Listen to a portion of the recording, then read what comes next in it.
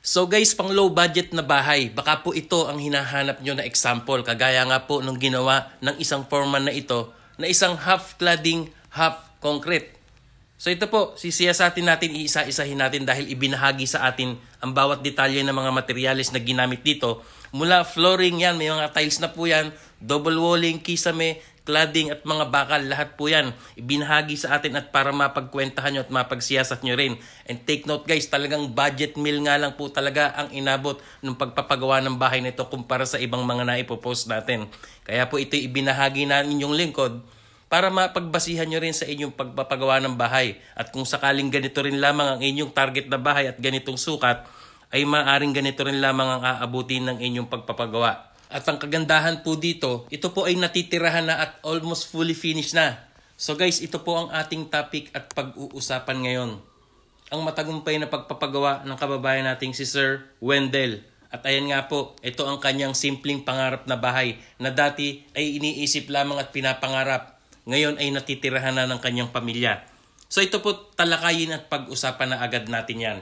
So guys, ito po ilista nyo ang babanggitin kong materyales at saka nyo isiyasat or ikwentahin nyo sa inyong lugar kung magkano ang bawat isa nito. At ito nga, ang total cost po nito ay saktong halaga lamang. Kaya ito po guys, umpisahan na natin yan. So ayon po sa details ni Foreman, ito pong hollow blocks yan, yung half concrete na yan ay umubo siya dito ng 300 piraso. Yan, 300 pirasong hollow blocks po. And then sa mga simento po ay umabot po ito ng 110 pirasong simento. Sa mga bakal naman ay 12mm at 10mm po ang ginamit.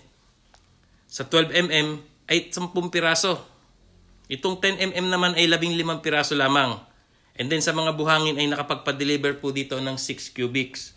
So ayun guys, nakikita natin napakaganda, ini-skim coat na. Naka-double wall po siya ng plywood at kisame. Ayan, napakaganda po ng loob at with sliding windows at panel door na po. Floor tiles, ayan, napakaganda, fully finished.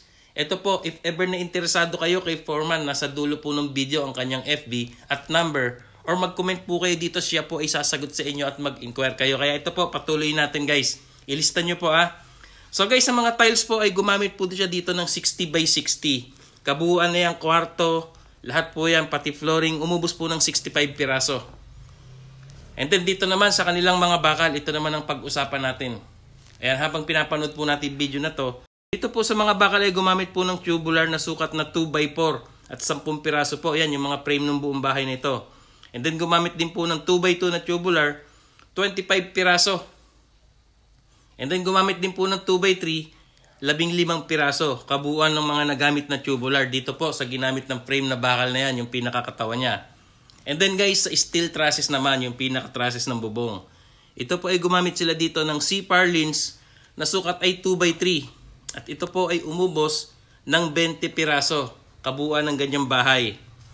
And then guys, nakita nga natin, meron na po siyang double wall at meron na rin po siyang kisame. At kung saan, ayon po sa details ni Foreman, ito pong frame ng kanilang kisame ay gumamit sila dito ng metal faring. And then dito naman kanilang mga kisame ay plywood po at saka yung double wall. Yan, puro plywood po ang ginamit at lahat kabuuan ng bahay na ito, umubos po or gumamit ng 35 pirasong mga marine plywood. So ayan, nakikita natin nakatayo na po yung bahay at kung napapansin po natin, meron po siyang insulator.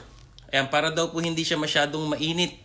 Kaya ayon po sa details ni Foreman, gumamit po sila dito ng 2 rolyo na insulator na siyang ikinabit bago inilagay yung kanilang bubong. At kung saan yung pong yero na ginamit dito guys ay color roof long span rib type.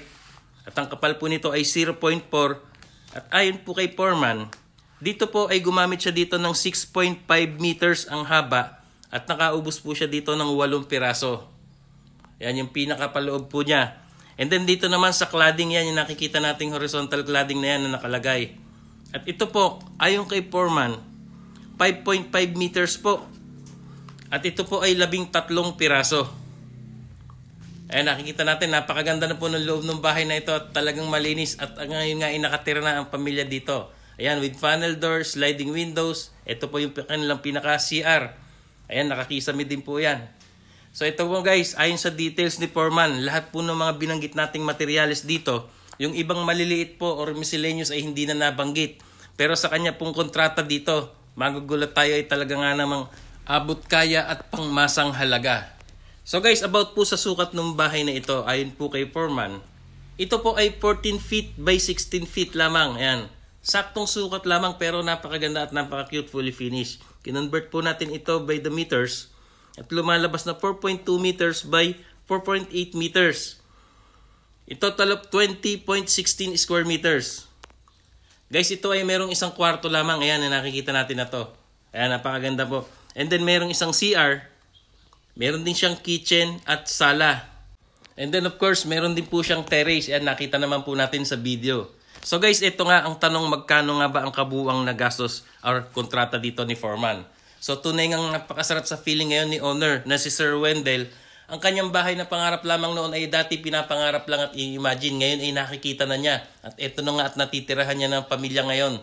So isa sa pinakapangarap na natin na matupad ay itong bahay ay talagang napakasarap sa feeling. Maliit man o malaki ito or full concrete man or hardiflex or cladding. Ay ang importante nga ay meron tayong matatawag at masasabing sariling bahay. Kagaya nga po nating mga OFW, for example. Ikaw kapatid na nanonood dito ay nakapagpagawa ka ng iyong bahay na kahit ganito lamang. At pag uwi mo ng Pilipinas ay taas no kang merong masasabi at matatawag na sarili mong bahay. So once again, congratulations po sa iyo, Sir Wendell from Aplaya, Digos City, Davao del Sur. And then guys, if ever na interesado ka kay Foreman, ito po yung kanyang FB. Ito, i-message mo siya direkta, mag-inquire kayo or mag-comment po kayo dito. Siya po ay sasagot. At ito po ang kanyang number. And then guys, ang location po na pwedeng gawaan ni Foreman ay dito rin po sa Davao City area. Ayan, sa mga taga Davao po, ayan, mag-message na po kayo kay Foreman. At yan nga, ito guys. At ayon po kay Foreman, ang kanyang kontrata po dito sa ganitong sukat na 14 feet by 16 feet na merong isang kwarto at isang CR. At nang ito nga panood natin na ito kabuuan, naka-floor tiles, naka-panel door, double walling, kisame, sliding windows, lahat ito ititirahan mo na lamang. Lahat po ng ito, nagkakahalaga, labor and materials, ay umabot po ng 230,000 pesos.